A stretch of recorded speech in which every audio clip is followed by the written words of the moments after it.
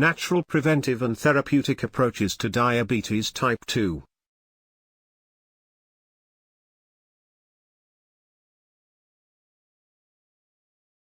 In this lecture, we will discuss the interaction between sugar and carbohydrates on one hand, and your metabolism and health on the other hand. We will cover a spectrum of metabolic disorders, ranging from pre-diabetes to full-blown diabetes. We are not going to discuss the kind of diabetes that occurs early in life as a result of pancreatic failure, which is called diabetes type 1. Instead, we are going to discuss the kind of diabetes that results from lifestyle, including what kind of food you eat, how physically active you are, and how you respond to stress and tension. This type of diabetes called diabetes type 2. We will also uncover some of the tools that can help you prevent and even reverse diabetes. Diabetes is one of the key risk factors for kidney disease, leading to dialysis, heart disease, and stroke. Diabetes, in fact, affects every organ in the body without any exception. We need to think of the diagnosis of diabetes as the end result of a much longer continuum, starting with insulin resistance and metabolic syndrome before manifesting itself as the disease known as diabetes. This is important because even before the blood tests show that you have diabetes, there are signs that can be attended to.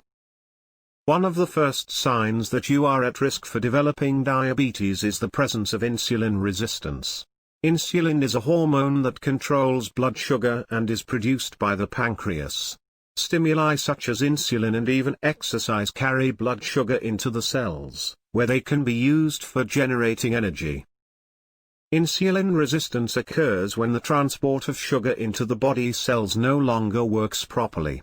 This usually happens because the insulin receptors on the surface of the recipient cells get exhausted due to the recurrent and almost non-stopping stimulation. This scenario can take place when an individual consumes carbohydrates and sugar more than her/his body actually needs. Consequently, when insulin receptors develop resistance to insulin, the pancreas has to keep working harder and harder to produce more insulin to overcome the exhaustion of the insulin receptors, and eventually, the pancreas cannot keep up. It becomes exhausted itself and cannot produce enough insulin.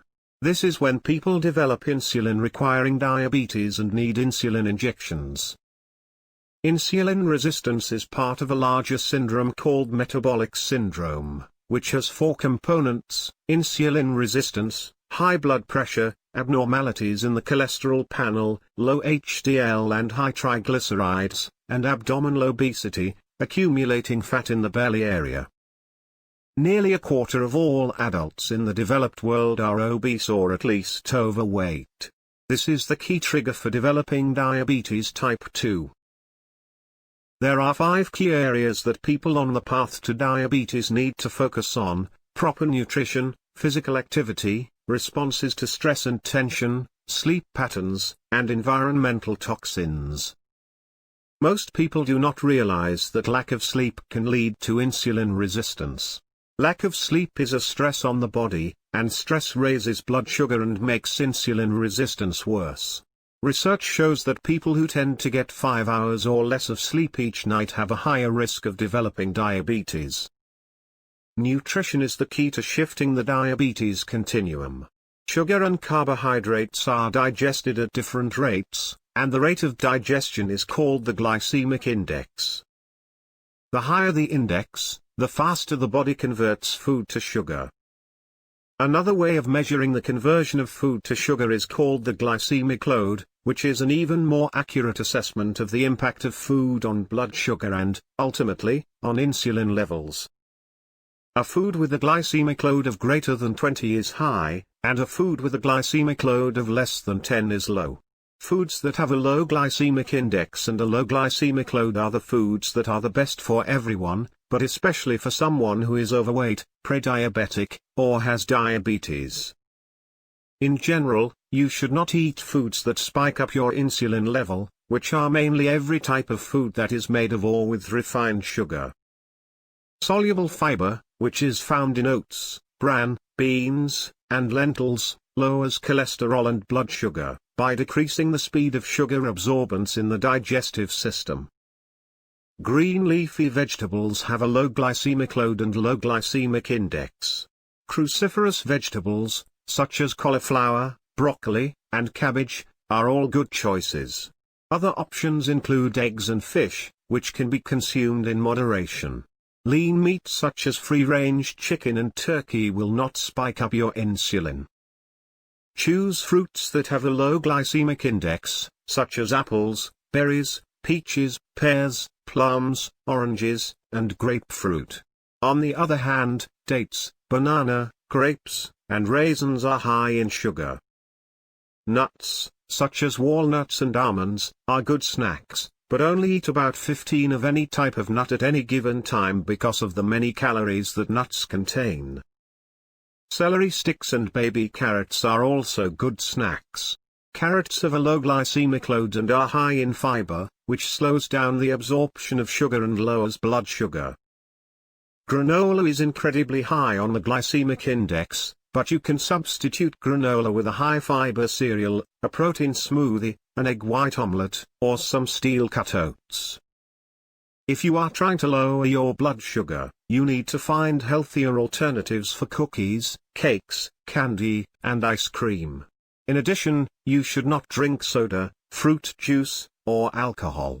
You also need to find substitutes for anything white, whether it is a bagel, bread, rice cakes, or potatoes. You can also use spices in a creative way. For example, add cinnamon, which has been shown to lower blood sugar, and a few walnuts to steel-cut oats for breakfast. Instead of drinking coffee with cream in it, start drinking organic green tea. Garlic and onions help bring down blood sugar, which should be part of your general focus on eating green leafy vegetables with light amounts of olive oil and turmeric, which has a healthy anti-inflammatory effect as well. Fenugreek can be used as a spice that lowers blood sugar. There are also properties in vinegar that have been shown to lower blood sugar.